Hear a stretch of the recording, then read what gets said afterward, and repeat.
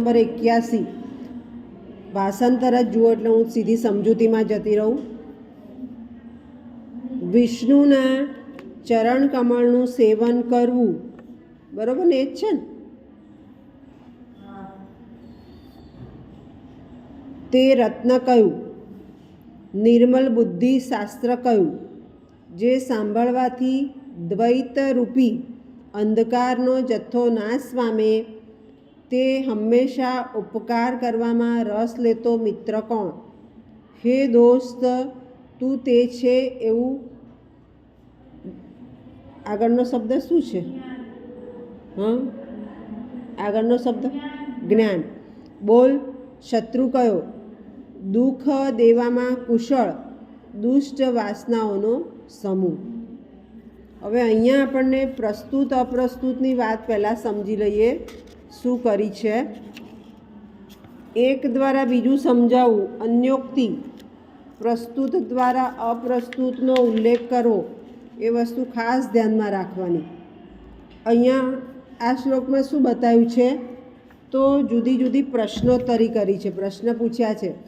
અને એ પ્રશ્નમાં શું છે? તો એ પ્રશ્નમાં પહેલાં પ્રશ્ન જુઓ.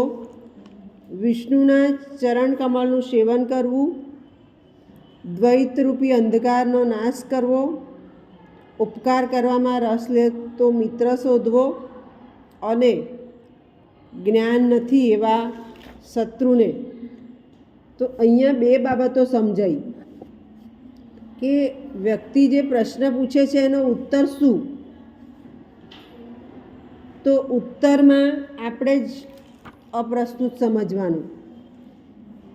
વિષ્ણુના ચરણ કમળનું સેવન કરો છો તો પ્રસ્તુત વાત રજૂ થઈ કે વિષ્ણુના ચરણ કમળનું સેવન કરવું.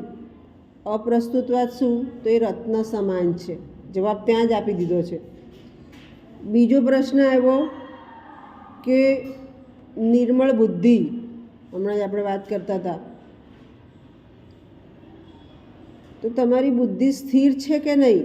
તમારી બુદ્ધિ સમજે છે કે નહીં? એના માટે કંઈ શાસ્ત્ર જોવાની જરૂર નથી. તમે પોતે જ એનું પ્રમાણ છો. તમારું પોતાનું કાર્ય જ એનું પ્રમાણ આપી દે છે. અપ્રસ્તુત વાત, બુદ્ધિની સ્થિરતા સમજવી, શાસ્ત્ર જોવાની જરૂર નથી. ત્યાર પછી અંધકારનો નાશ કરવો. અંધકારનો નાશ કઈ રીતે થાય? તો તમારી પાસે જ એ અંધકારને દૂર કરવાની ક્ષમતા હોવી જોઈએ, ઉદયની ભાવના હોવી જોઈએ. કોઈ બીજું આવીને અંધકારનો નાશ નહીં કરે. લાઇટ જતી રહે તો આપણે તરત જ આપણા મોબાઈલની ટોર્ચ કરીએ છીએ. એટલે કહેવાનો અર્થ એ છે કે અંધકારનો નાશ ક્યારે થાય? તમારી પાસે ઉદયની ભાવના હોય ત્યારે. અને જ્ઞાન, જ્ઞાન છે તો જ્ઞાનથી તમે પોતે આગળ જવાના જ છો. તો શત્રુ તમને ગમે એટલો પછાડવાનો પ્રયત્ન કરશે, પણ તમારું જ્ઞાન જ એવું છે કે તમારે શત્રુની કંઈ જરૂર પડશે નહીં. શત્રુ આવ્યો હશે તો પણ જ્ઞાનના લીધે પાછો હટશે. એટલે પ્રસ્તુત વાતો રજૂ થઈ છે. અંધકાર, વિષ્ણુના ચરણનું સેવન, જ્ઞાન. અને અપ્રસ્તુત વાતો જે આપણે અંદરથી ફલીભૂત થાય છે કે ઉદય હોવો, રત્ન સમાન છે, જ્ઞાન હોવું, એ અપ્રસ્તુત વાતો જોઈ શકાય છે. ખ્યાલ આવી ગયો? સમજ પડી ગઈ?